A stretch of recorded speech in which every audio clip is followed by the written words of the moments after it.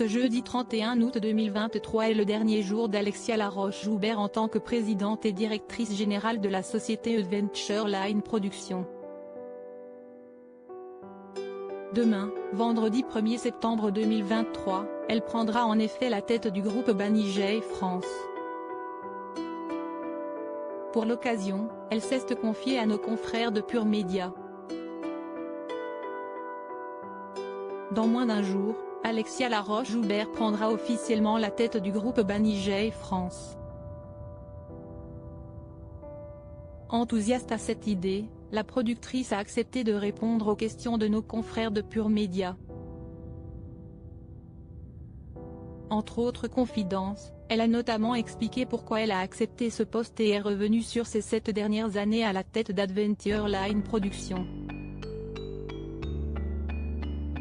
En juillet dernier, Alexia Laroche-Joubert annonçait son départ imminent d'Alp. Ce vendredi 1er septembre 2023, elle prendra donc officiellement la tête du groupe Banijay France. Un poste que la nouvelle directrice de la société Miss France n'a pas mis bien longtemps à accepter, elle qui pensait déjà à voguer vers de nouveaux horizons. J'avais envisagé de partir d'Adventure Line Productions dans 2 ans. Mais pas dès cet été, dans une carrière, il y a des postes qui ne se refusent pas. Je préfère toujours être au-dessus de moi que d'avoir quelqu'un au-dessus de moi. J'ai toujours considéré qu'il n'y avait pas de plafond de verre. Même si ça sollicite des compétences que je n'ai pas toujours, corporate, global, managérial, je me sentais la capacité de les acquérir, a-t-elle expliqué dans un premier temps. Pour la célèbre productrice, cette décision est mûrement réfléchie, d'autant qu'elle a déjà refusé plusieurs autres propositions ces dernières années. J'avais déjà été approchée par des grands groupes pour ce type de poste-là mais j'avais décliné leurs propositions parce que j'étais très heureuse chez Alp. Là, c'était la 3e fois qu'on me proposait un poste de ce type et je me suis dit qu'à un moment, il faut peut-être le prendre, rire. Encore plus dans une maison que je connais bien, avec quelqu'un avec qui je travaille en confiance.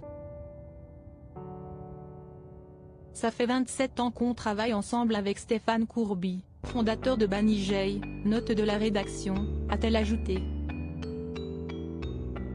Malgré son départ précipité, celle qui a perdu son ex-mari, Jean-Philippe Blanc, en 2003 et son petit frère en 2021 reste en bons termes avec toute l'équipe d'Alp. J'ai eu la chance de bosser sur 2 monstres du patrimoine français, Koh-Lanta et Fort Boyard. CST une énorme satisfaction. C'était la première fois que l'on me confiait des programmes dont je devais assurer la perpétuité. CST comme les héritages des enfants, CST une énorme responsabilité de perpétuer un héritage. J'ai une énorme satisfaction de quitter Alp ce soir, même si j'aurai toujours un œil dessus, avec ce bilan-là. Quand je regarde ce qu'on a réussi à faire cet été, CST une énorme fierté.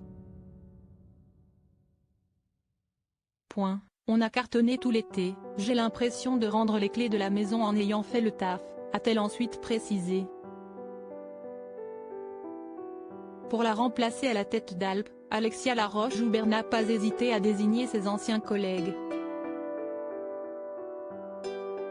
Je veux qu'avec du travail, on grandit dans un groupe comme le nôtre. J'ai donc décidé de faire grandir des gens qui m'accompagnent depuis 7 ans. Frédéric Lusato, jusqu'alors directeur général, est nommé CEO. Julien Magne, qui était le directeur des programmes et producteur de Koh-Lanta, prend la direction générale en charge de tous les contenus. Je trouvais que c'était un alliage extrêmement complémentaire parce qu'ils se connaissent depuis 7 ans.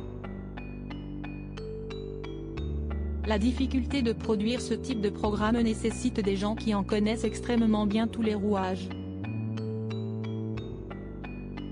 Au fil de ces 7 ans, ils ont prouvé par leur intelligence, leur expertise, qu'il en était capable.